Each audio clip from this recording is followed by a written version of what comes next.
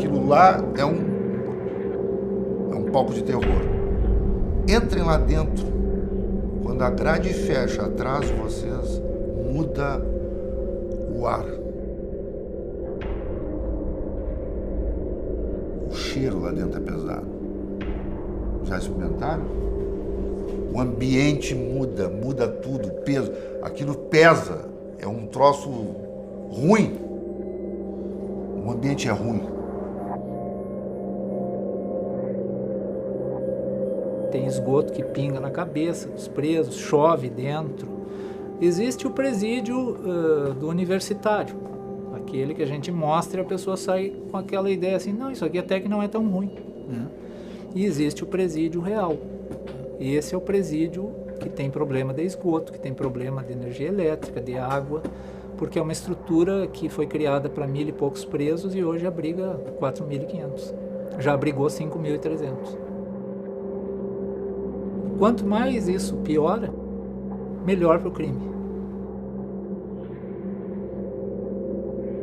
89% das pessoas mortas dentro do sistema morreram por questões de saúde e 11% por causas violentas.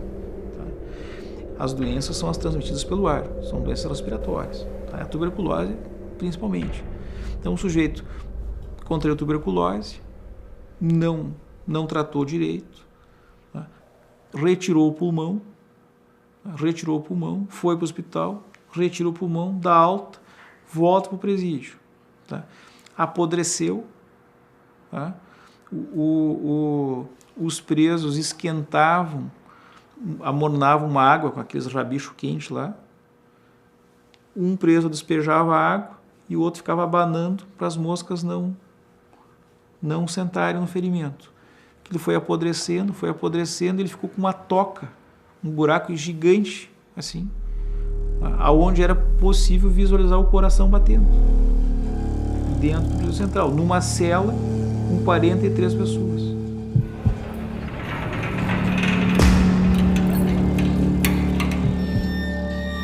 Segundo o presidente aqui do STF e também do CNJ, ministro Joaquim Barbosa, a situação no presídio central é muito grave. Local judges and public defenders took the case to the Human Rights Court, the Organization of American States. Mas está acontecendo nesse momento uma rebelião no central. Essa é a terceira rebelião que ocorre este ano, somente aqui no presídio central. Estamos muito nervosos, a intensa movimentação de repórteres aqui. Foram vários tiros escutados no interior do hospital penitenciário. 3 meses havia se pedido uma CPI, mesmo uma CPI mista, e havia murmúrios e denúncias de preparação de um motim.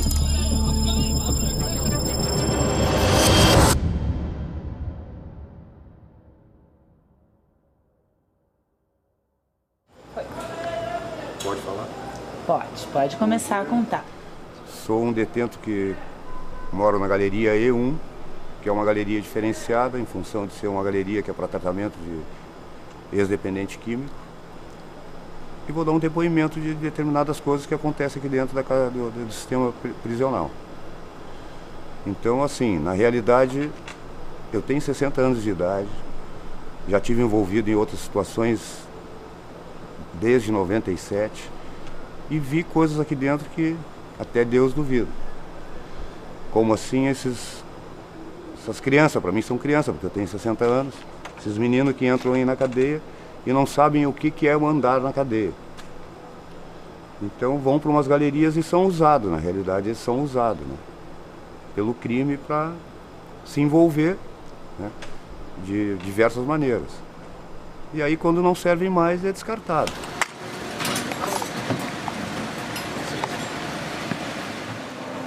Há bastante tempo atrás ocorriam bem mais mortes, né, nos presídios do que se vê hoje. Uma das razões, não é a única, mas uma delas, é que presos que não tinham compatibilidade com determinadas galerias, grupos, eram colocados lá e eram executados. Depois de sedimentar bem essa conclusão, o que nós fizemos foi fazer um requerimento, demonstrando isso para o juiz, e requerendo que o juiz, então, determinasse a administração do presídio que questionasse sempre o preso que entra lá, em que local ele pode ser alojado, né? O que acontece até hoje.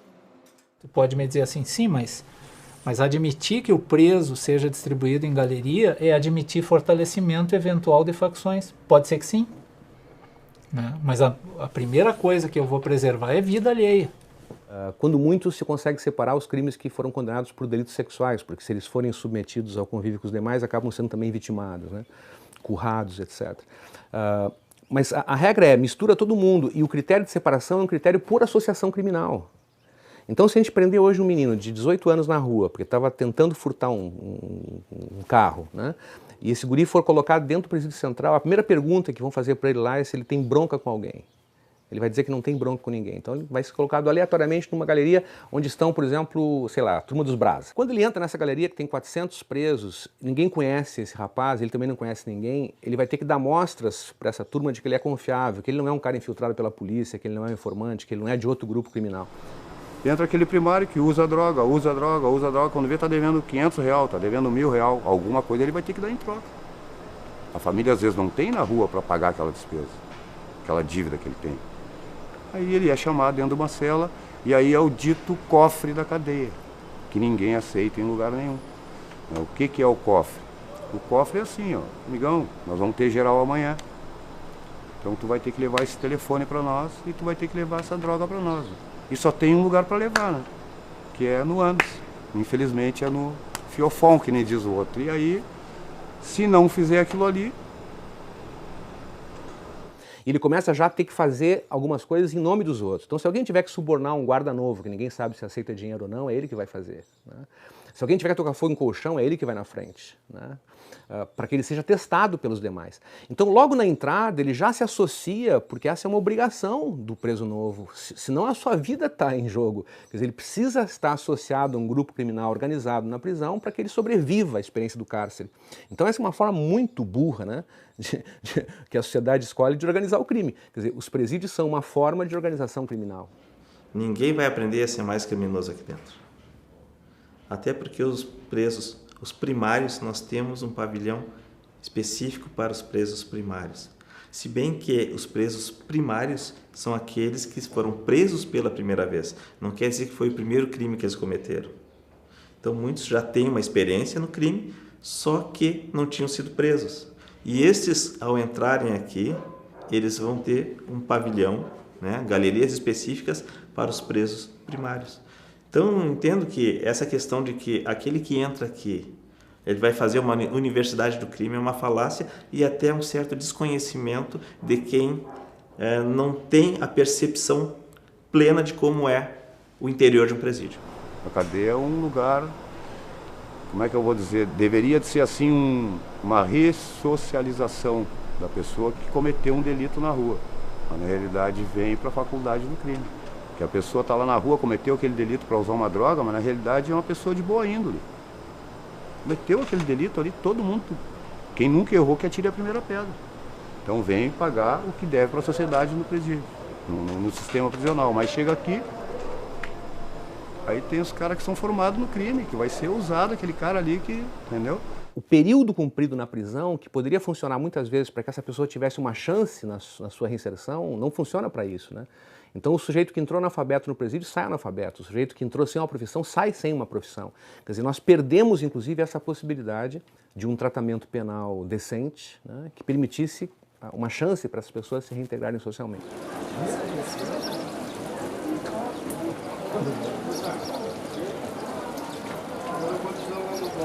Quantos anos tem, bichinho? Quantos anos tem, velho? Fala sério. Como é que não... Você tem 24, pai? E como é que em pleno século XXI tu não vai saber ler, moleque? Tá louco, meu? Não, você tá louco, negão. Meu, o que vocês fazem lá nos papeleiros, lá, me diz? Ajuda no papel? Pode falar todo o teu nome, meu bruxo. Carlos Thiago Góes Fernandes. Tenho 30 anos, estou preso por tráfico de droga. Pode falar teu nome, meu bruxo. Yuri de Oliveira Garcia. Tua idade? 19 anos. Por que tu caiu preso? Por tráfico. Tráfico de drogas? Aham. Vou falar teu nome, meu bruxo. Pedro André Bruno Machado. Tua idade? 19 anos. Tá preso por quê? 55 e 57. Quanto tempo tá preso? 2 meses. Fui preso por tráfico de drogas e por porte ilegal de arma. Fui condenado a 8 anos e 6 meses de reclusão. Acho que foi uma pena muito alta por tráfico, sou primário. E sou usuário de droga também. Quem veio te visitar na cadeia? Só minha mãe mesmo. Se não fosse ela, ia ficar troteando aí. Quantos anos tua mãe tem? Minha mãe tem 47. Meu pai morreu aqui dentro. Tua morreu dentro do Central? Morreu Morreu dentro do Central. E pra ela é sofrido vir na visita e me ver aqui, né? Já viu meu pai morrer aqui, né? A maioria arrasadora das pessoas recolhidas no Presídio Central, arrasadora, foi apanhada em flagrante pela Brigada Militar. E quem é que prende a Polícia Militar? A Polícia Militar prende quem ela enxerga. Ou seja, é o crime aparente, aquilo que ele está vendo. E nós acreditamos que estamos combatendo o crime desta forma. Ou seja, você retira aquela pessoa que está ali na rua, que está com uma pequena porção, quando a viatura dobrar a esquina, já tem outra lá fazendo a mesma coisa. 68% dos presos que estão aqui no Presídio Central são analfabetos funcionais. Pessoas que estudaram, tiveram primeiro o ensino fundamental incompleto. 68% dos presos do Presídio Central têm ensino fundamental incompleto. 67% dos presos aqui do Presídio Central são pessoas entre 18 e 24 anos. Ou seja, são jovens. E 33% dos presos aqui do Presídio Central são negros, apesar da população de negros no Rio Grande do Sul ser apenas 16%. Ou seja, nós temos mais que o dobro de pessoas negras presas aqui dentro do Presídio Central. Não chega a 10% o número de pessoas presas por homicídio no Presídio Central de Porto Alegre. E o crime de homicídio, em tese, é o crime mais grave que a gente encontra aí fora. Durante esse tempo todo, 12 anos que eu trabalho no Presídio Central, eu já encontrei de tudo no presídio, né? Várias histórias, já encontrei de tudo. Agora, rico, não, né? Ainda não consegui ter contato com um rico dentro do presídio, né? A gente sabe que cadeia no Brasil foi feita para pobre. É pobre que paga na cadeia.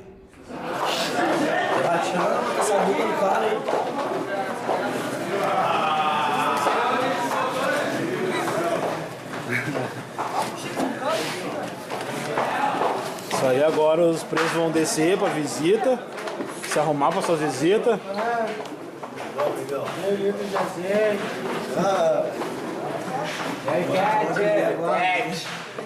Para ver a superlotação que está o Presídio Central. Olha, apertando lá, está andando devagar.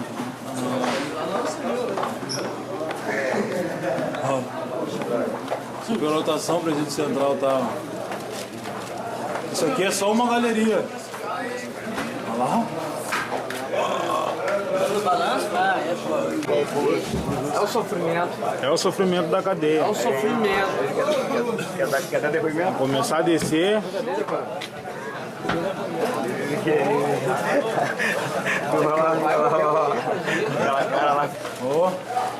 Estamos querendo mostrar para os juízes isso aí que tá lanhado aqui, a galeria, lanhada a cadeia. Olha como que eu vou dormir no pátio, que é riado isso. Dessa vez vocês vão fazer alguma coisa. Não tem que fazer, uma coisa não tem que fazer. Aí, ó, como é que nós temos um sistema aí, meio altinho, aquela coisa toda aí, ó. Alanhar a cadeia, de tudo. É espartano.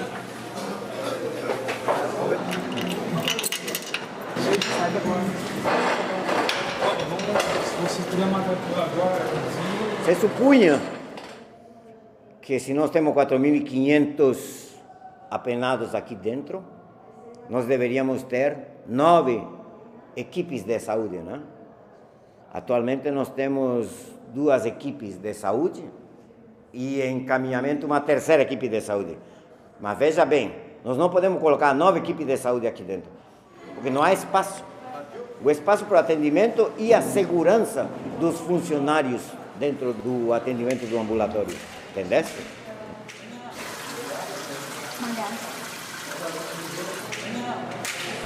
Aqui nós pegamos um espaço que era para 2069 e colocamos 5.300 pessoas. Era mais que o dobro. Se eu coloco mais que o dobro no mesmo espaço, em algum momento eu vou ter algum tipo de dificuldade. Seja no fornecimento de alimentação, seja no fornecimento de água, seja no fornecimento de luz, seja nas questões de esgoto, que é uma das grandes deficiências nossas, pela superlotação. Hoje nós não conseguimos manter as celas fechadas por causa da superlotação. Se nós fôssemos dividir em algumas galerias presos por celas, nós teríamos 38, 40 presos por celas, e as nossas celas só têm capacidade para 8 presos. Então seria impossível manter as celas fechadas. Então nós mantemos as celas abertas e os presos ficam livres na galeria. Os presos no Presídio Central, eles estão há muito tempo fora de celas, né? As pessoas não sabem disso, mas as celas, elas foram eliminadas porque as celas são construídas nos presídios brasileiros, de acordo com a Lei de Execução Penal, no limite mínimo de 6 metros quadrados, então 2 metros por 3. Segundo a lei brasileira e a legislação internacional, essa é a área mínima na qual se pode prender uma pessoa, né? Com o passar do tempo foi se colocando 2, 3, 4, 5, 6 mais pessoas nesse espaço minúsculo e a forma de resolver a superlotação foi tirar a porta das celas e garantir que as pessoas ocupem os corredores das galerias. Então o que há no Presídio Central são presos contidos em galerias. Mas da porta para dentro da galeria, o comando não é do Estado. Isso precisa ficar bem claro, né? Não é do Estado. O comando é do crime. O comando é dos grupos. Em algumas galerias mais, em outras galerias menos. O governo sabe disso. Todo mundo sabe disso, né? Que ali é uma gestão compartilhada, tá? A brigada faz a parte dela, né? E os presos fazem a parte deles. Isso é do ser humano, ele se organiza para sobreviver. Como o nosso Estado oficial não está lá, tem um Estado paralelo, né? Eu estou falando em Poder Executivo, Judiciário e Legislativo. Tem regras claras em cada espaço. Quem não cumprir vai ser julgado, e as penas são duríssimas, né? E não tem embargos infringentes. E tem a administração, né? Tem arrecadação, tem tributos, tributos que são conhecidos, né? Que é produto de crime, tráfico de entorpecentes, extorsão e etc, etc, etc, etc.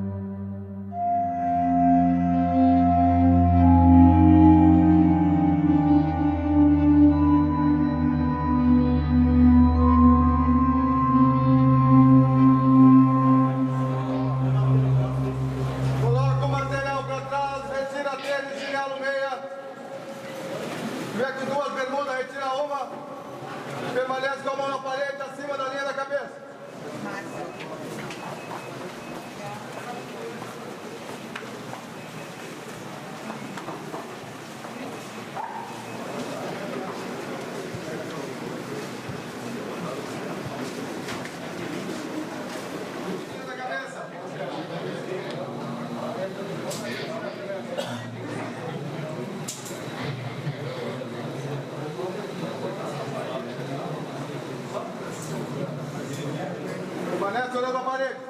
Avança a linha.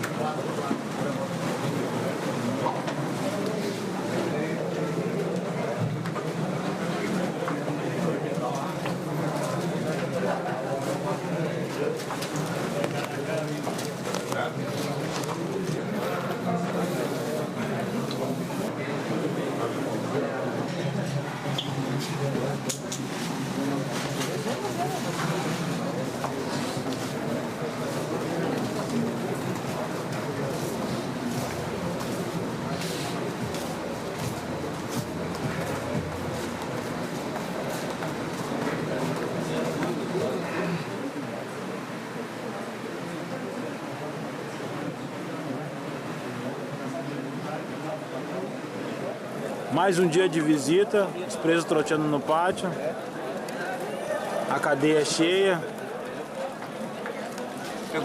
superlotação. Vamos fazer um DVD. Vamos fazer, não. Parece que ele vai fazer um filme, parece. O do Jusco? Esse aqui, essa câmera aqui tá sendo filmada pro filme. Eles vão fazer o filme tipo Carandiru.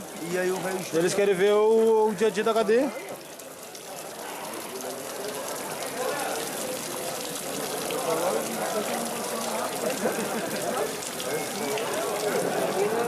Esgoto entupido aí, dia de visita.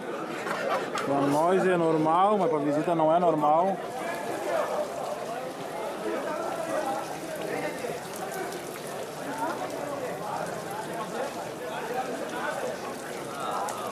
Ah, não queima agora. Ah, não, tem muita. Claro, não é o ideal, com certeza não é, mas também não é aquele caos que muitas vezes nós vemos na mídia, na televisão, né? E que, por uma razão ou outra, né, disseram que aqui é o pior presídio do Brasil. E por que disseram que aqui é o pior presídio? Teve alguma galeria específica, algum motivo, alguma situação específica? Basicamente, eu creio que tenha sido por questões estruturais. Se nós olharmos de fora, vamos ver que há esgoto realmente a céu aberto, caindo, né?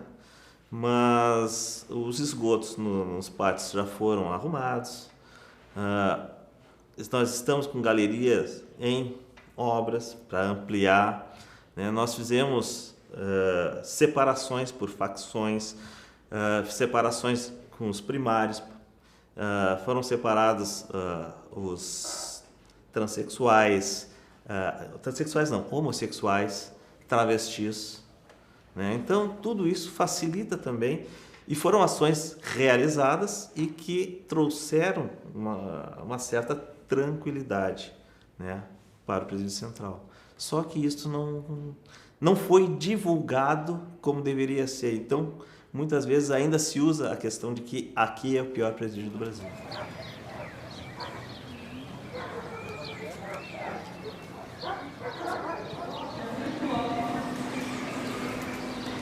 A Brigada Militar administra o Central desde 1995. Era uma força-tarefa criada para ser provisória e ela se estendeu no tempo.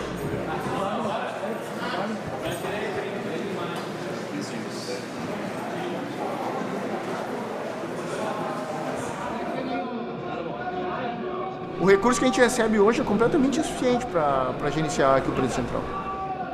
Nós hoje recebemos 20 mil reais para sustentar todo esse presídio aqui. 20 mil reais é completamente irrisório esse recurso para essa demanda que nós temos aqui no Presídio Central, né?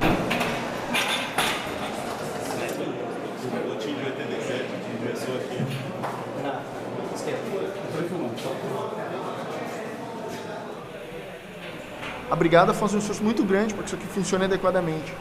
Aqui dentro do Presídio Central hoje a gente vive uma realidade muito diferente do que a gente vivia há 10, 15 anos atrás, quando a gente tinha histórico de rebeliões. Aliás, essas rebeliões é que motivaram a vinda da Brigada Militar aqui dentro do Presídio Central.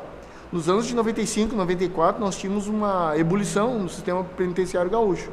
Fugas, rebeliões. A rebelião iniciou às 3 horas da tarde de ontem no Hospital do Presídio. Imediatamente foram deslocados para o local a Brigada Militar, Polícia de Choque, Polícia Civil e atiradores de elite.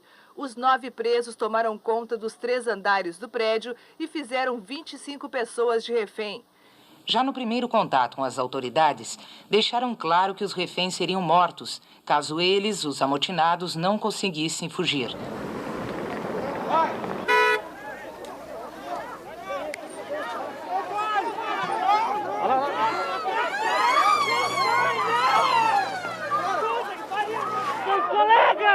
E os outros colegas que estão lá, hein? Não atira! Não atira! Cima! Vamos pra cima! Vamos pra cima! Vamos!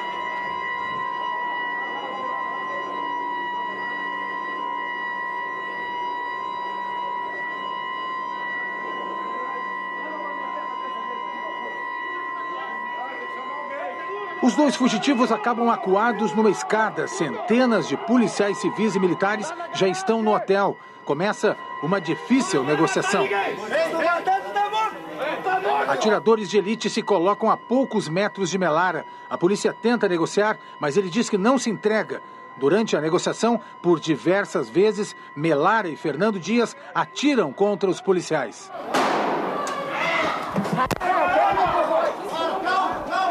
Quem anunciou a rendição dos amotinados foi o corregedor de justiça, desembargador Décio Erpen. Nós estamos fazendo um acordo com a Melara e um acordo com o Fernandinho. Nós queremos salvar vidas e queremos o império da lei. Terminou agora há pouco o maior motim já ocorrido no Rio Grande do Sul. Foram 48 horas de tensão e medo. Os apenados Dilonei Melara e Fernando Dias se entregaram depois de uma intensa negociação.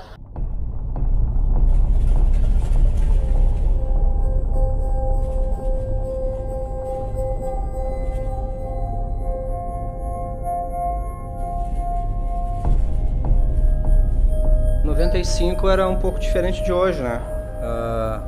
Era muito tumulto com a brigada aí, não tinha muito acerto que nem a gente tem hoje, né? Era mais fogo na cadeia, não tinha o diálogo, era bem diferente do que é hoje, mudou bastante. Hoje a gente tem um diálogo bem tranquilo assim com a brigada, né? A gente consegue manter uma relação tranquila aí com os presos também, não tem mais aquela coisa de morte dentro da cadeia, não tem mais tortura, essas coisas que tinha antigamente. Hoje é bem mais tranquilo.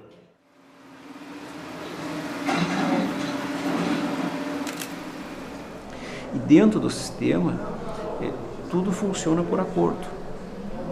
Faz muito tempo que o Central funciona em cima de acordo.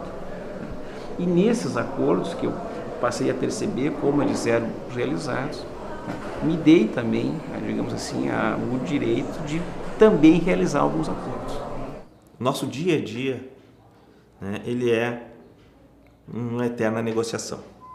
Né? Por quê? Se nós formos ver 4.500 presos, homens confinados, com 200, 300 brigadianos, que não estão aqui, porque tem pessoal de folga, de férias, né? Mas digamos que 300, se houvesse uma rebelião, uma questão de vamos sair, só teria uma forma de conter, é um segundo Carandiru. Hoje nós temos um sistema aqui de conversa com os presos, digamos assim, que funciona através de plantões de galerias. Ou seja, cada galeria tem um representante que serve de interlocutor da brigada com o resto da massa carcerária. Nós não temos como falar com quase 4.000 presos, então a gente conversa com os plantões das galerias. O que é o plantão? Como que funciona? O plantão é o homem que gerencia a crise. O Estado não dá uma lâmpada para dentro da galeria, o Estado não dá material de limpeza, o Estado não dá roupa para quem chega. O pessoal que sai geralmente deixa as vestes, deixa a roupa de cama para apoiar os outros que chegam. O preso é o mais solidário entre os presos, né? Então ele deixa a roupa de cama, ele deixa a toalha, ele deixa tudo para apoiar os que chegam, que quem chega sem nada. Esses plantões, eles são lideranças que nem sempre são lideranças que são estabelecidas pela Brigada Militar. Na maioria dos casos, são lideranças que são estabelecidas pelos próprios presos. Via de regra, essas lideranças são estabelecidas de maneira autocrática. Algumas lideranças são formadas aqui dentro da cadeia e outras lideranças vêm de fora e já chegam aqui como líderes reconhecidos lá fora, no mundo do crime e de outras organizações criminosas que existem fora do Prédio Central. Hoje, dentro do Central, quem está liderando o seu grupo é quem está ligado como plantão. Como é que tu te tornou um líder de facção? Pelas atitudes, assim, no caso, e pela convivência com a rapaziada, né? Porque pra te ser alguma coisa, não é porque tu faz ou deixa de fazer isso lá na rua, é pela massa mesmo, né? Pela massa, a massa que te elege ali, entendeu? Tem que ter conhecimento, né, com todo mundo, né? Alguém tem que ter um dom ali pra, né, saber levar a rapaziada, né? Aí eu te pergunto, né? Esse empoderamento que a gente dá para os presos é bom ou é ruim? Afinal de contas, nós estamos ratificando lideranças criminosas. E isso, de uma certa maneira, ele engessa um pouco a nossa administração, né? Porque não tem hoje como fazer de uma maneira diferente. A situação do Central hoje, ela é a mesma, muito parecida com a situação dos presídios grandes aqui do estado e acredito que do Brasil como um todo, né? De fato, a administração do presídio, ela depende, é realizada de fato pelos presos. Quando as pessoas dizem que um representante de galeria manda no Central, elas não sabem o que elas estão falando, porque isso não acontece aqui dentro. Quando elas dizem isso, eu tenho vontade de não vir trabalhar, porque eu me sinto impotente para dizer para ela, para explicar para ela que eu não sou comandado por um preso, que eu tenho as minhas convicções de segurança e que aqui a forma de trabalho ela não é igual à manifestação da nossa sociedade lá fora. Esta sociedade aqui, ela se comporta de uma outra maneira. E tudo que vai acontecer, primeiro tem que passar pelo líder. Pelo menos era assim na minha. E se não for assim, o líder está sendo incompetente, né? Por esse motivo, eu te garanto que tudo que acontecia na minha galeria era por autorização minha e responsabilidade minha. E sempre foi também nas galerias alheias. Hoje, no sistema prisional aqui, quem assegura a integridade física de outro preso não é o Estado. É quem controla aquela galeria, aquela facção, entende? Então, quem controla aquilo tem o poder de vida e morte sobre as pessoas que estão ali aprisionadas. Mas geralmente o plantão não bate, ele só chega, explica o que o cara fez e fala, leva na sala de reflexão. Na sala de reflexão é onde a gente acaba tendo o tratamento que merece para refletir um pouquinho mais. O quê? Apanha, daí leva um espancamento. E alguém já chegou a morrer em função desse espancamento? Às vezes não só morre quando é determinado que vai morrer. Devido à gravidade do erro, o tratamento é diferente. Às vezes leva um espancamento e é mandado para a cela descansar e melhorar, né? E devido à gravidade do fato, daí é pior. Ele leva um espancamento, ele é amarrado, colocado embaixo de uma cama, fica lá até de noite, onde ele vai levar outro tratamento e às vezes na outra noite vai levar outro tratamento. Então, acaba servindo de exemplo para os outros que aquele é um mau comportamento. A real atrás. Vou passar para 2 minutos.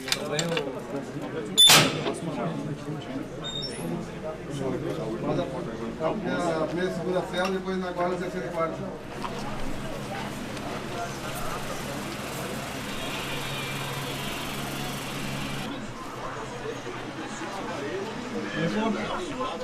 Aquário, sentir a vontade de fazer planos com pessoas mais velhas. Pare um pouco e tente organizar seus sentimentos.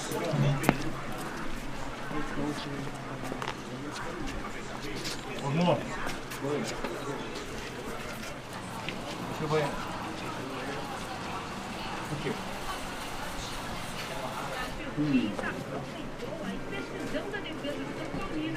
Isso pra ele.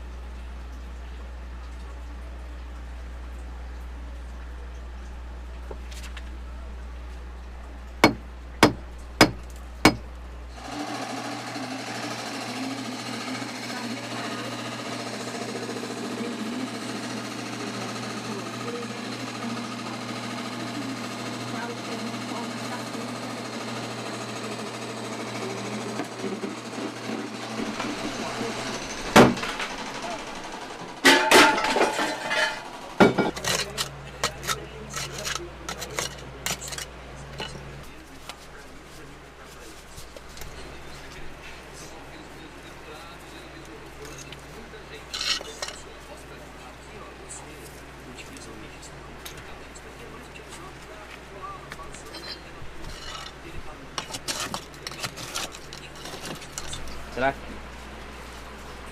E a princípio é crack. Tem tudo pra ser crack. Ao apertando aqui as esponjas, acabei sentindo. Muitos presos aqui não vai conseguir aferir quem exatamente é o proprietário dessa droga. E um não vai entregar o outro, não vai dizer. Já são uma chamada macaco velho, nenhum vai entregar o outro. No presídio central, há algum tempo, teve um acordo para parar as mortes ali dentro. Um acordo dos presos para parar as mortes ali dentro.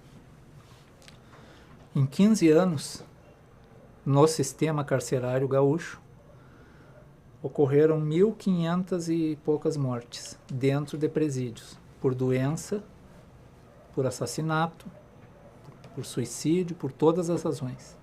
1.500 e poucas. É como tu consumir com 3 penitenciárias de 500 presos com os presos dentro. Ninguém fala nesse assunto. O crime hoje está mais organizado do que era anteriormente, né? O crime já está sabendo, digamos assim, lidar com aquilo que a sociedade pensa, né? O interesse financeiro é o que está preponderando, né?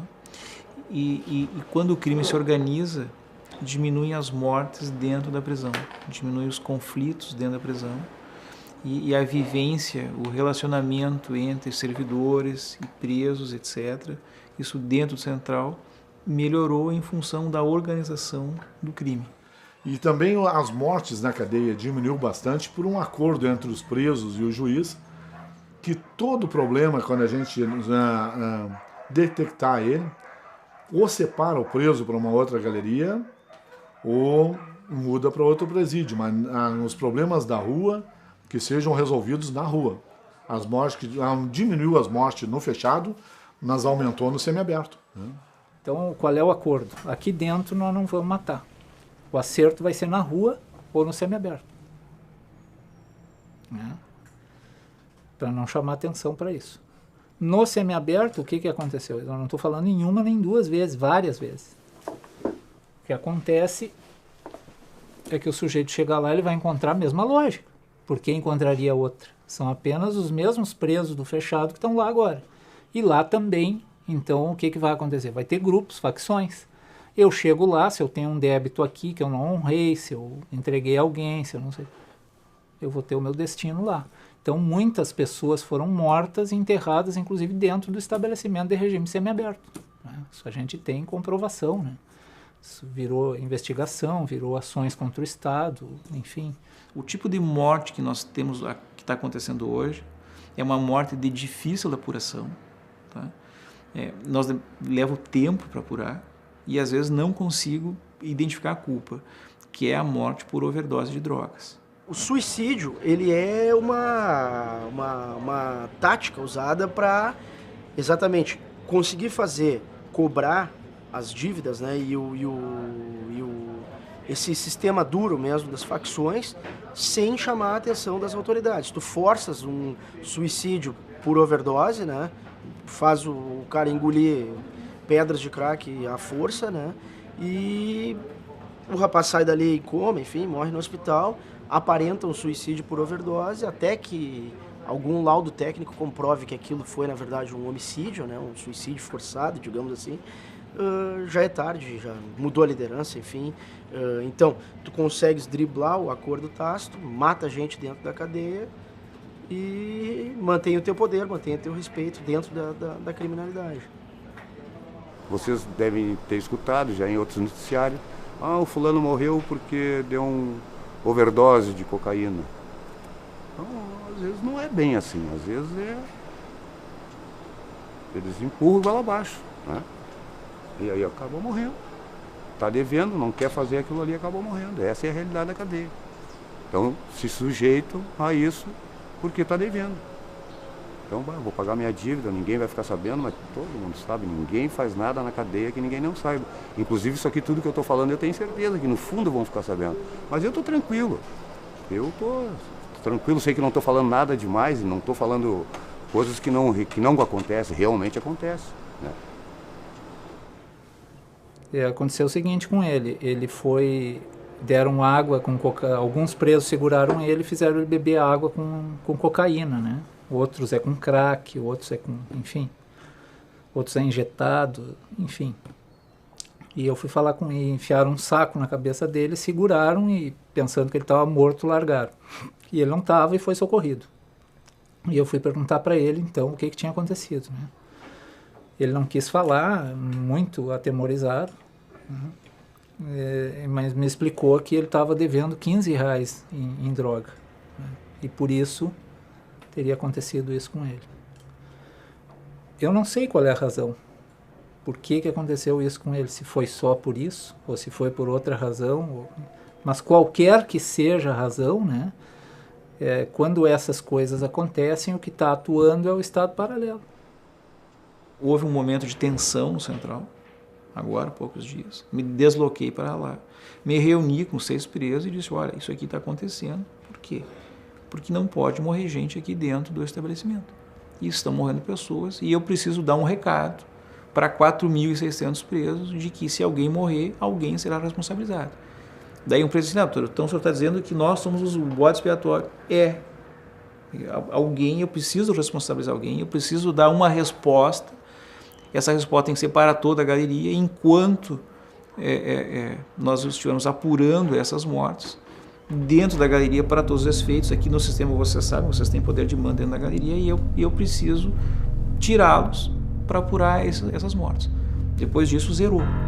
Nós não tínhamos mais mortes.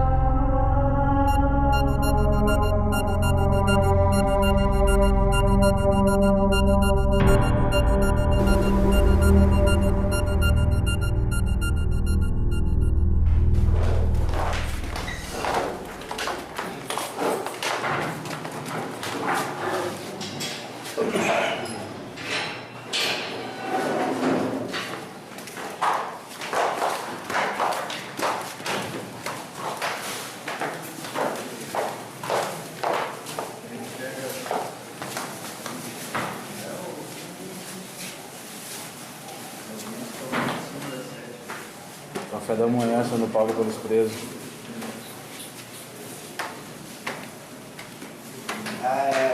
Tá. Ninguém tá filmando o cara. Ninguém tá filmando a cara de ninguém. Ninguém tá filmando a cara de ninguém.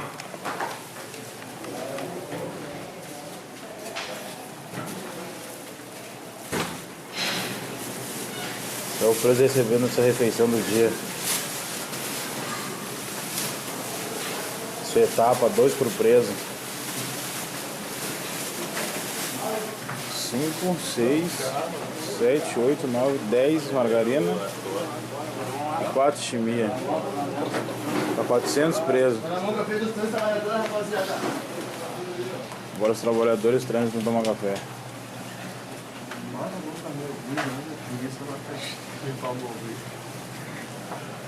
Subir a panela. Aí, bebê. Aí, bebê.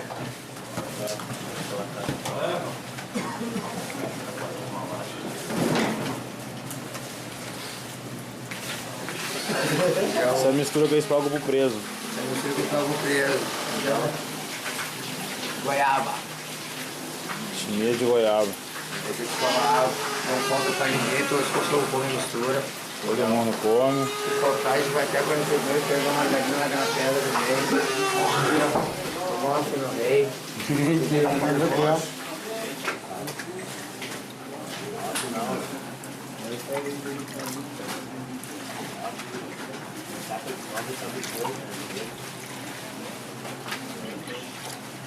E é 2 por preso. Café da manhã é 2 por preso de pão. E aquela mistura que eu mostrei antes.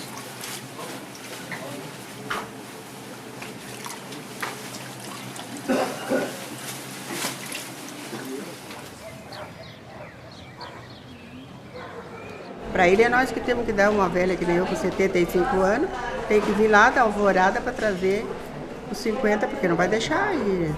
E aí não tem, só tem aquela comida suja, né? Não tem. Os panelões mais sujos que eu vou te dizer, só vendo quem tá lá dentro. Então, é isso aí. Eu traguei, a minha filha traz a sacola, Minha filha traz a sacola com feijão, arroz, açúcar, azeite, que eles fazem comida no quarto. Fazem comida, que tem dia que não dá para comer, que aí é só porco, né? Mas tem a comida boa, só que é para outras pessoas.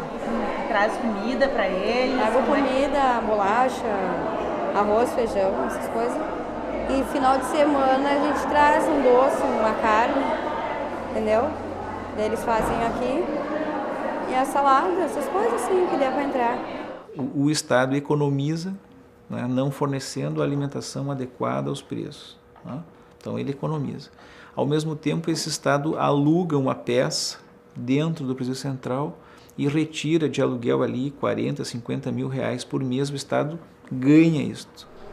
E o que essa empresária vende para os presos? Vende aquilo que o Estado devia dar.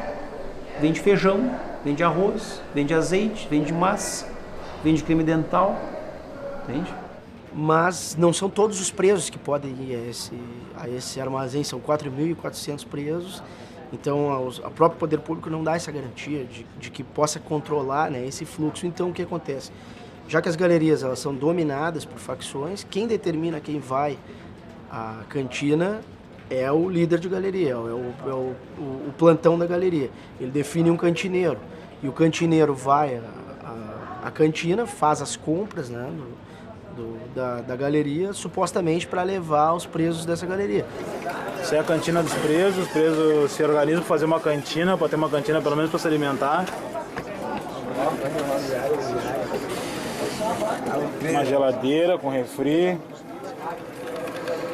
os presos comprar, geladeira precária, nem isso eles deixam entrar direito, geladeira, óleo,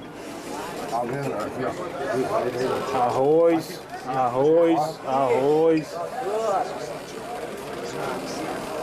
Isso aqui é a cantina do preso. Só que o preso se organiza para fazer essa cantina. Ó, aí ó.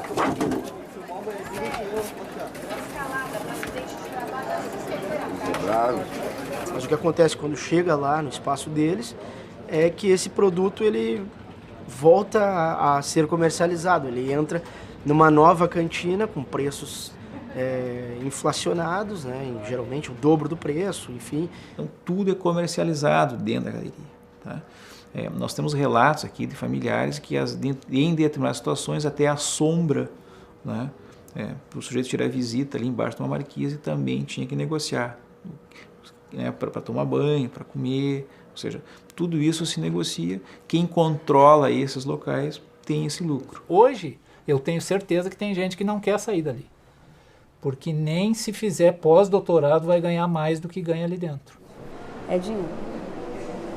Final de semana também 75, mas a sacola do final de semana 75 é no mínimo assim 100 reais, 200 reais, até mais. No mínimo. Não, por semana. Eu deposito 100, deposito 50, né, conforme. Porque na outra semana a mãe traz mais 75, mas pode entrar que entra muita coisa. As visitas têm até uma bolsinha transparente, né, onde entra o dinheiro. Tá? 125 reais por semana. Se é que não aumentar. Vai para onde o dinheiro? Entendeu? Esse dinheiro não evapora. Entende? Esse dinheiro alimenta aqui dentro. Essas cantinas que os presos administram dentro do presídio vendem tudo aquilo que o Estado vende. Mais droga, mais telefone. Olha o panelão! Cala a boca, rapaziada! Ó, vamos aí, meu patinho! Vamos aí, ó! Quem vai no ramo, vai eu! Nossa, panela, mostra que eles pagam pra nós, né? Você é uma riada, rapaz! Era pra vir lasanha, vem se dando ruim. Fala na televisão, o cara come arroz, feijão e galinha assada todo dia. O Loto tá espichando, né? Comendo galinha assada aí, ó.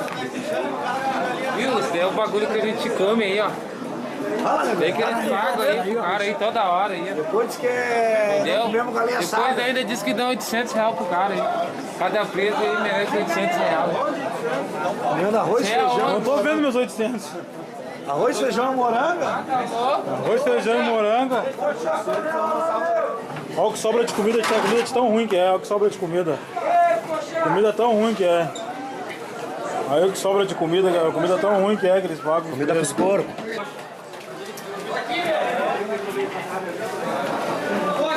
Esse é igual. Tudo condenado. Na mão já é, beleza?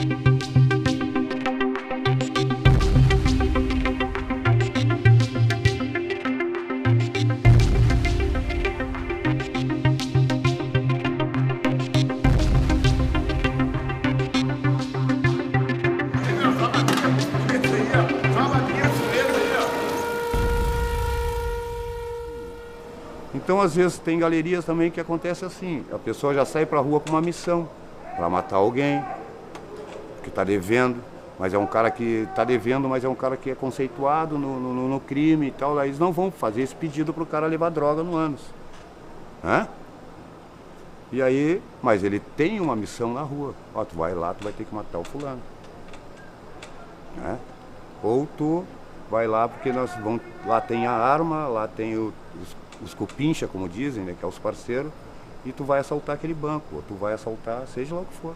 Então já sai de dentro da cadeia com uma missão para fazer. Vão ligar para ele e vão dizer, bom, fulano, agora é isso aqui, ó.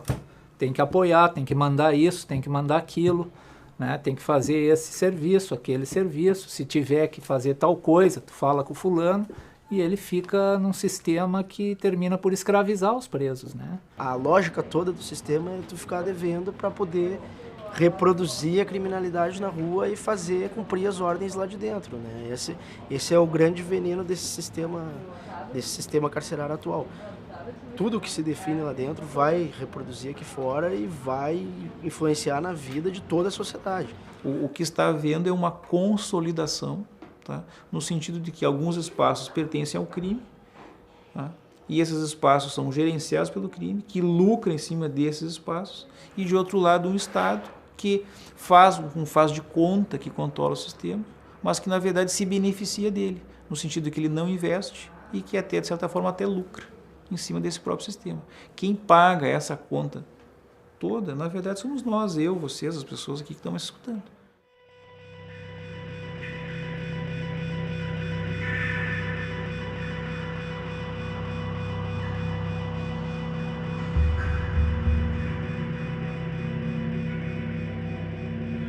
Muitas pessoas relutam em enxergar isso e acham que a prisão tem que ser mesmo um depósito de gente, mas tudo que acontece lá se reflete hoje em dia que são roubos de veículos, são homicídios, latrocínios.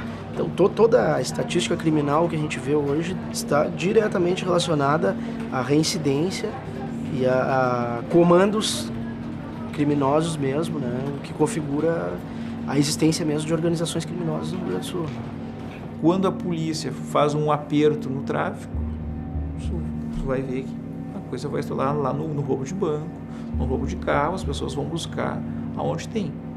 E as nossas prisões, nesse sistema que nós fizemos de conta que não existe, né, ou convivemos com ele pacificamente, tá, é um sistema que sobrevive disso. E esse sistema ele perdeu a capacidade de conter o crime. Hoje, uma pessoa presa, ela continua praticando os mesmos crimes que ela praticava quando estava solta. E algumas delas ainda ganhando mais dinheiro né? Porque tem até, de certa forma, uma proteção do Estado para fazer isso. Quanto mais isso piora, melhor para o crime. Pior para a sociedade livre.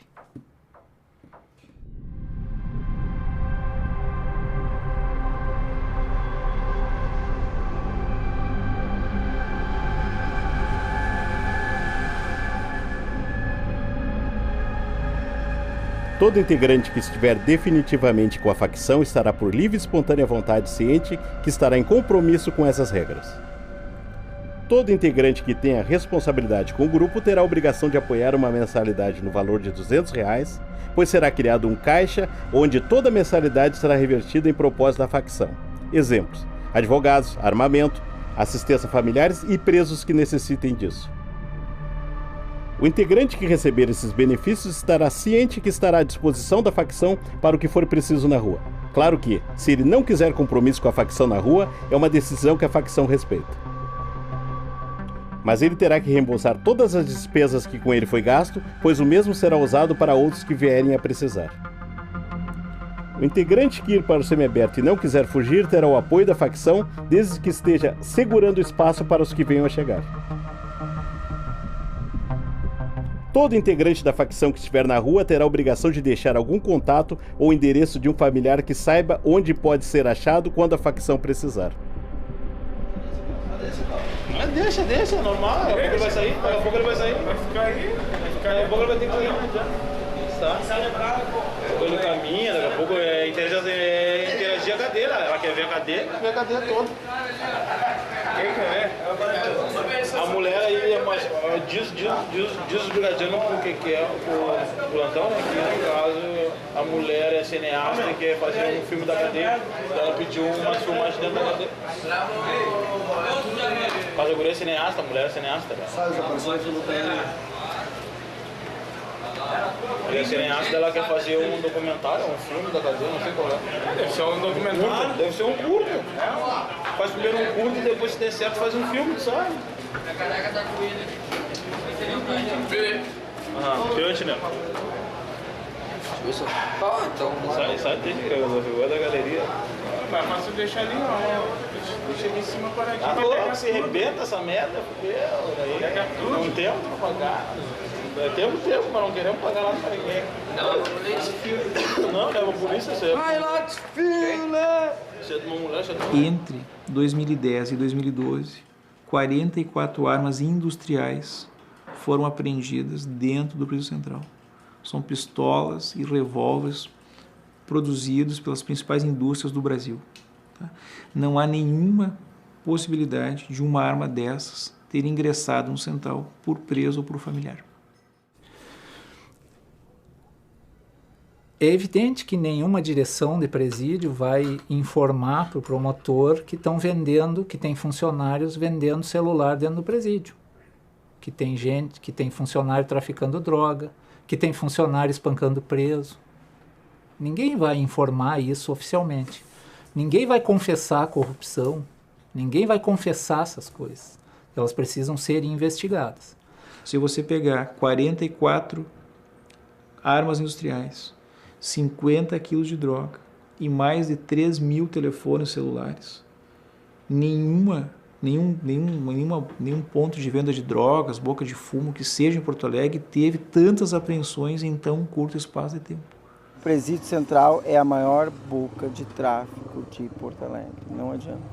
Tem bares que são usados pelo narcotráfico e bares que são de moradores mesmo que fizeram para ter uma renda, né? E os bares mantidos pelo tráfico são os que fazem as famosas cantinas. É onde se passa o dinheiro, o familiar vai ali, deixa qualquer valor e é entregue para dentro do Central. Só que quando vai para dentro, na verdade vai através das mulas que vão com todo o trajeto de drogas, né? Elas são reconhecidas através de fotos, então elas só são liberadas e passam direto. É a maior transporte, até porque depois a esposa do patrão sai com em torno de 40, 50 mil a cada visita, que é o dinheiro da galeria, né? O comércio de drogas armas e celulares, sim, existe, está enraizado no sistema. Apenas ele não é mostrado, porque isso fica lá inserido dentro daquelas pessoas que trabalham ali, entende? Ninguém vai delatar isso, ninguém vai entregar isso, tá? A corrupção em si, ela é benéfica para o preso, porque se não houver o corrupto, a vida do preso é pior, né? Porque tudo aquilo que não permitem entrar pelas vias legais, se precisa de um contraventor para chegar por meios diferentes. Essa corrupção sempre vai existir porque num ou outro vai vacilar. E o preso é que nem drogado, ele vai conversando e vai vendo as necessidades que o homem está passando. E às vezes vem muito homens ali do interior. São homens mais francos. Eles chegam ali e já vão se abrindo, dependendo do grau de intimidade. Não, estou aqui só porque a minha família está passando necessidade, estou precisando disso, daquilo. E o preso espera até o dia que ele tiver com a cara mais triste. Quando ele tiver com a cara mais triste é porque a situação está mais apertada. Daí já pergunta para ele se é no caso de armamento ou droga. Uma pistola que vale 2.000 na rua, uma 380, vale 20.000 na porta da cadeia. As militares, elas são trocadas de 6 em 6 meses. Como vem moças do interior, elas não têm onde morar. Então elas ficam morando na volta do central, onde o narcotráfico já pega e recoloca elas e passa através só a foto, por telefone. Né? Não no dela, só é mostrado quem é que tem que entrar e ser liberada. Tudo que tiver que entrar de grande, computador, notebook, que tem lá dentro, é tudo assim, através das mulas. Não é militares ou agentes que entram, eles só fazem a liberação porque já foi feito um acerto antes na rua. Eles recebem alguma coisa por isso? Ah, devem receber, daí valores eu não sei. Eu sei que um telefone sai em média 500, um simples, 1.000, mais o que pode acessar a rede social. Imagina que sai dinheiro. O preso se beneficia disso, né? Ele corrompe, o corrupto se beneficia disso. Tá? E a fiscalização que se tem sobre isso é praticamente de fachada, entende? Praticamente de fachada. Você pega isso meio que assim, quase que por acaso. Tá? Este ano foi apreendido lá, foi preso, tá? um policial militar, tá? Ele tinha lá 7, 8 mil reais, meio quilo de drogas com ele. A informação que nós temos é que ele estava recebendo 18 mil reais para fazer uma entrega para uma galeria do Presídio Central. Entende?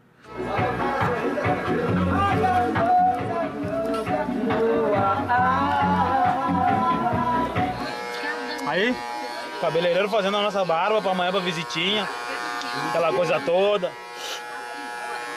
Pra nós ficar bem amanhã na fita.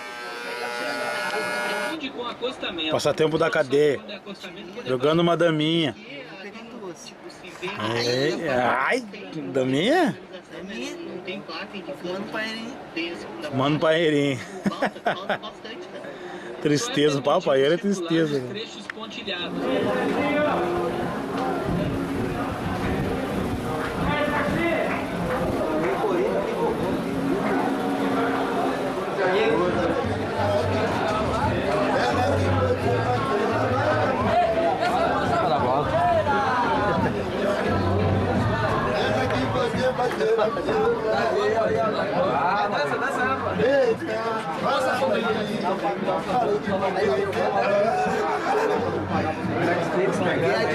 Aí segui aí, Neti, segue pá.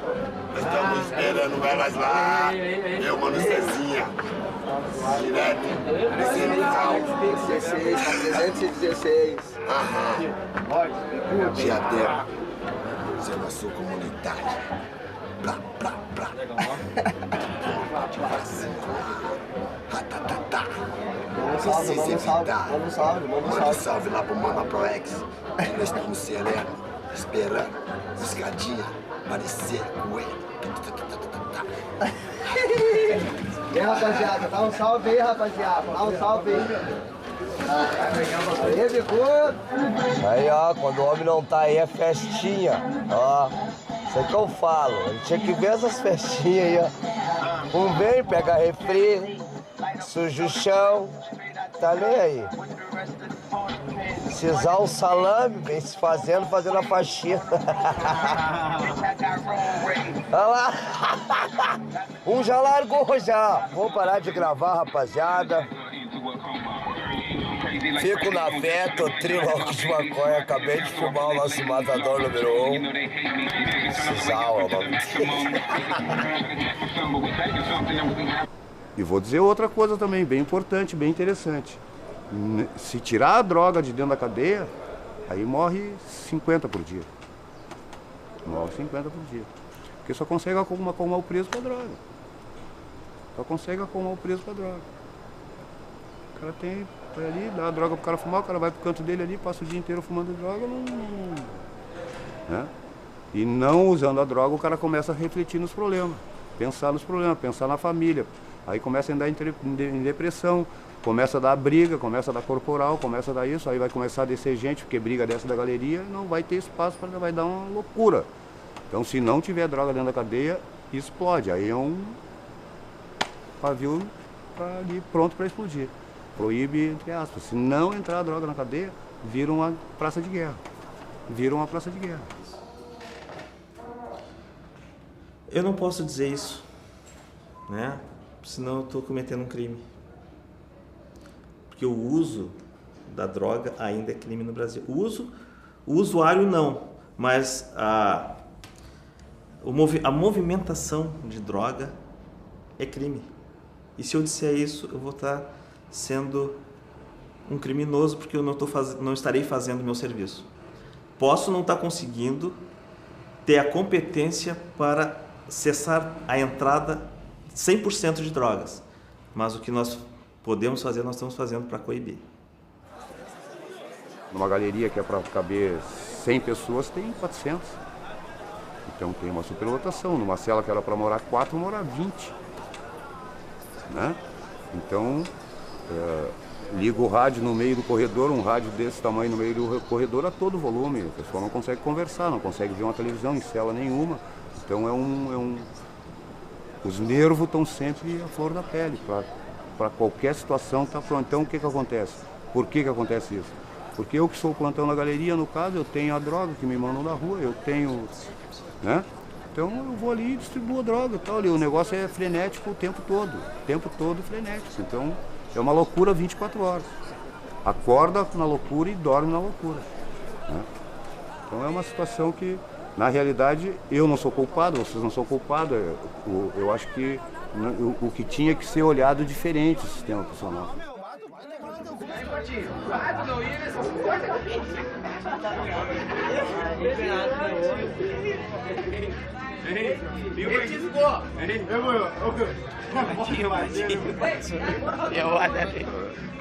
Olha lá, ó. Sorria. Eu, Pola Pedro. Fala de novo aí, meu. Ó, recuia na fila de novo, meu. Ó, recuia na fila de novo. Recuia aí, meu. Troca de camisa, meu. Ó, troca de camisa, pelo menos. Vai.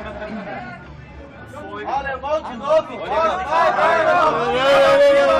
Fique. Vai valer.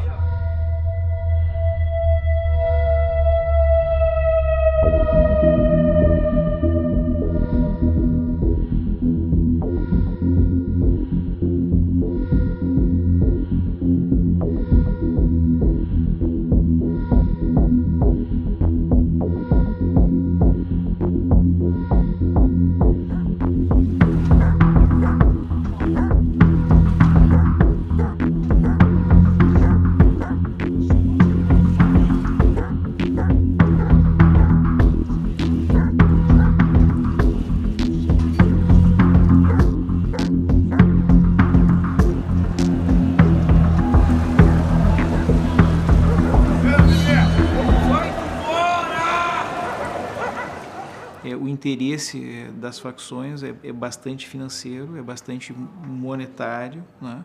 Muitos valores circulam pelas galerias do Central. Não é interessante para quem tem este comércio, para quem tem esse controle, chamar a atenção da sociedade, chamar a atenção da população. Fogo em colchão, queima de galeria, motim, fuga, tiroteio, né? Isso tudo atrapalha os negócios, né, financeiros das pessoas que lidam neste mercado criminoso. Portanto, o crime se organizando, né, ele dá uma aparência, né, de tranquilidade do sistema. Sabe que são 5 facções que estão aqui, né? Todas são parecidas, todas são iguais. Cada uma comanda a sua galeria. Então, cada uma tem seu esquema diferenciado, né? Tem gente que tem esquema com a prostituição na rua. Tem o pessoal que mantém a prostituição da Farrapos, que também elas são obrigadas a trazer dinheiro, não é? Tipo, minha esposa é bonita, eu sou usuário. Para me manter aí dentro, ela vai ter que se prostituir lá na Voluntários. Tem esse esquema também. E todas fazem, todas as quadrilhas.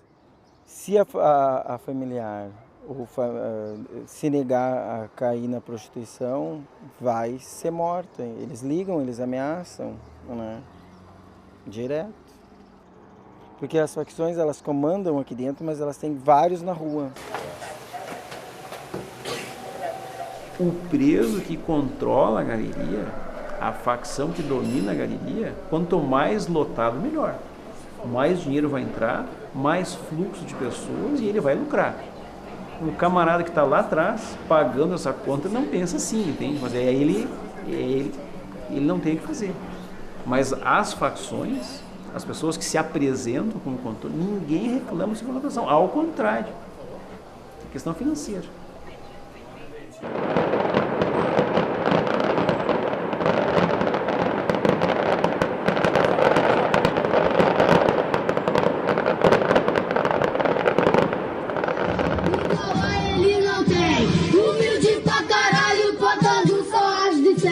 Chegando na favela com o seu cordão pesado, pingente de diamante, dava pra comprar um camarote. Chegando de longe, o vermelho não andava a pé. Do lado de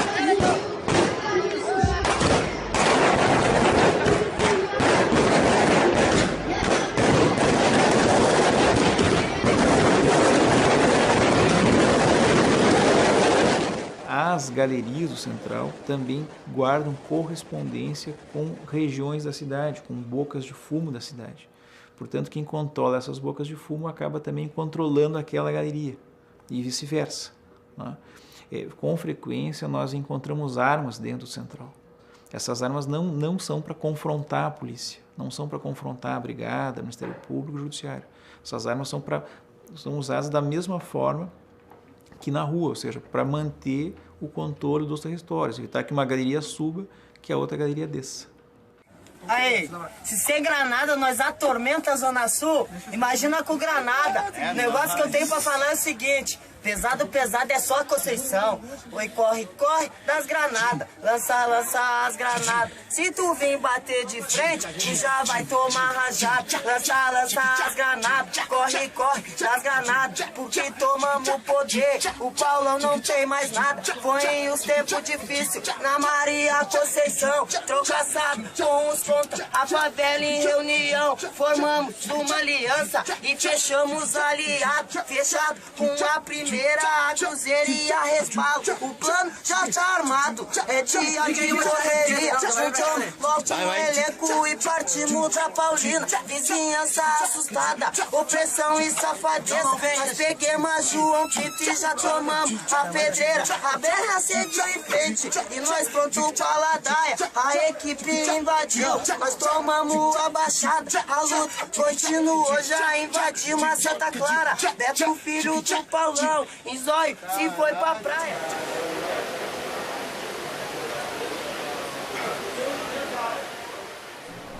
Você não combate facção com uso de força. Você não combate facção com fuzil, com cacetete, com cachorro, com algema, com boy. Não. Com policiamento, você não combate facção. Você pode controlar a facção. Você pode deixar ela espremida num canto, mas você não resolve a facção. Entende? Você estabelece uma disputa e essa disputa tem perdas dos dois lados. Tá? Como é que você resolve a facção? Você resolve a facção com o serviço. Tá? o serviço judiciário funcionando, porque aí não tem por que pagar para ter atendimento jurídico, né? O serviço de saúde funcionando, o serviço de educação funcionando, a assistência à família, ou seja, você prestando serviços, você vai tirando, digamos assim, aquele lugar que a facção assume na ausência do Estado, entende? E ela deixa de existir.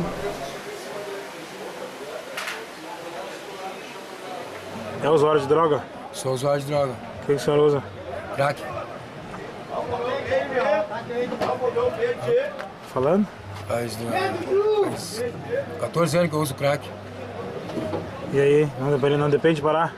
Pretendo parar, pretendo sair daqui, né? Tem uma internação, né? Lá no Hospital Espírita, lá, se internar no Hospital Espírita e começar a trabalhar de novo. Aí acabei me envolvendo com o crime, acabei gostando, vendo dinheiro fácil, vida fácil. Acabei caindo nessa tentação e hoje nós nos encontramos num lugar aí que não muito agradável, mas estamos indo embora já. Não sei se eu vou ter a chance de arrumar outro serviço, se eu vou voltar para esse lugar de novo. Tô com uma cadeia semi-aberta. Tô com uma cadeia semi-aberta, é a 6ª vez minha que eu me encontro no lugar. O que tu achou do panelão? Falando sinceramente, uma merda. E o Quick? O café da manhã que se paga de manhã cedo? Pior ainda, porque esse dia eu fui beber e tinha um pelo de rato dentro. Eu moro com 11 negros dentro da minha boca, entendeu? Na boca que eu moro, entendeu? E a gente vai sair pra ir no banheiro, superlotação, entendeu? Tem que caminhar com um pé na frente do outro, entendeu? Apertado. Os negros tudo dormindo junto na mesma manta, porque nenhuma manta eles dão, entendeu? Tudo isso quem tem que organizar é a prefeitura, senão a gente não tem nada. E aí o corredor, quando tu passa pelo corredor pra ir no banheiro? Não tem como, não dá pra se mexer, na noite não dá pra se mexer. De noite não dá pra se mexer? O nosso pátio aí cheio de buraco, não tem nem como jogar um futebol, entendeu? Nós sentados com as visitas e caindo cachoeira de merda, entendeu? Eu acho que isso daí deveria mudar, não nos tratar que nem lixo. Já estamos pagando as nossas consequências aí, entendeu? Mas daí estão nos tratando que nem pobre, mendigo, que nem lixo, que nem porco. O que tu pretende da tua vida agora, depois que tu sair daqui? Pretendo trabalhar e estudar, mas se não der eu vou voltar pro crime. Não tem auxílio, né? Eu tenho a 6ª série, ninguém vai dar um emprego pro cara. Vamos dizer que o cara é incapaz, que o cara é ladrão, que o cara é chinelo, assassino.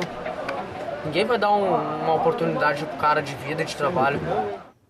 Mas o senso comum, as pessoas que não entendem dessa matéria, que não raciocinam sobre isso, não têm informação também da mídia sobre isso, elas imaginam que quanto mais presos nós tivermos, quanto mais as pessoas forem encaminhadas à prisão, melhor será, menos crime nós teremos. Na verdade, o que acontece é o oposto. Quanto mais pessoas nós encarceramos, mais crimes nós temos. Porque essas pessoas todas que são presas, mais cedo ou mais tarde, saem do presídio. E quando elas saem do presídio, mesmo aquelas que desejam a reinserção social, aquelas que querem trabalhar, eu conheci muitos casos assim de pessoas que cumpriram sua pena e disseram, bom, agora eu quero um emprego, eu quero trabalhar, não quero voltar para lá mais.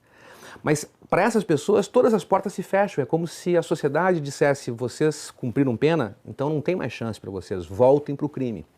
Os presídios eles viraram um lugar que a gente utiliza apenas para praticar vingança privada, né? Eu não tenho mais nenhuma dúvida disso.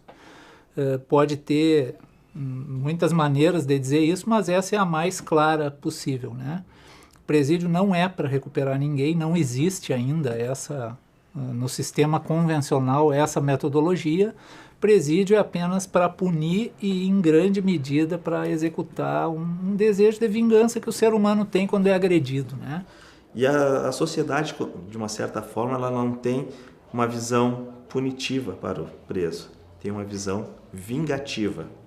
Até o momento em que um parente, um amigo seu, cometa um crime e venha para cá.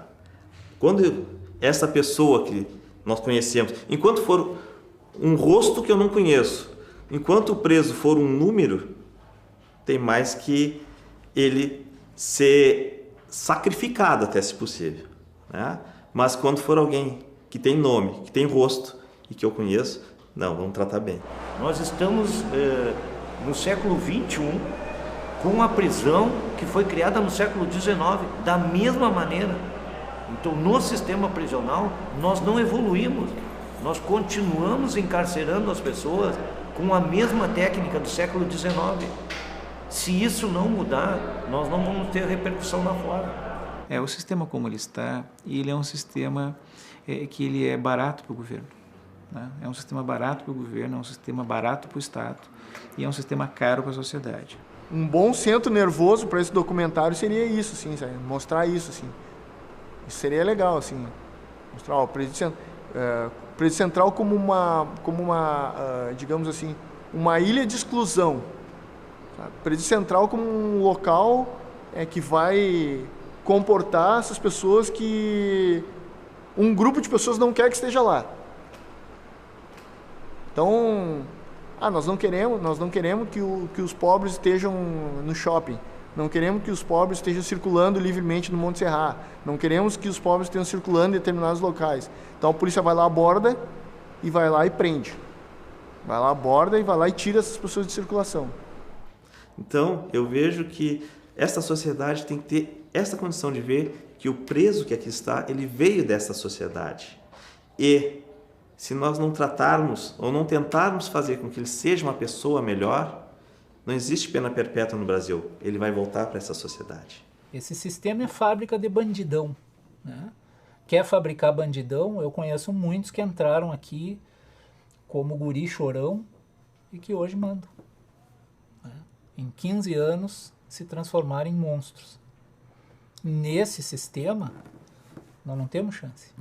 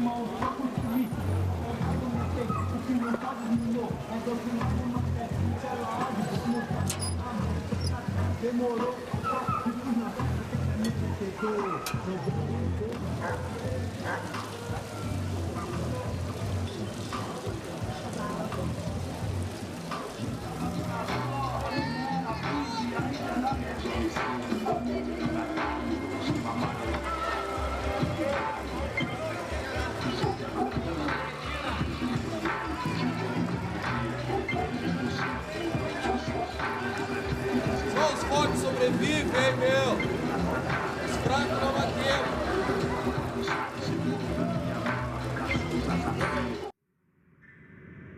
Mas para habitar no inferno e sair dele inteiro, tu tem que virar demônio também. Senão tu não vai sair.